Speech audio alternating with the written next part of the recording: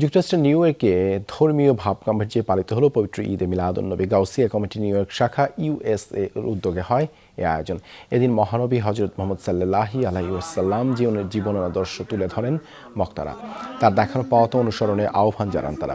আলোচনা শেষে বিশেষ মোনাজাত ও নৈশভোজের মধ্যে দিয়ে অনুষ্ঠান শেষ হয়।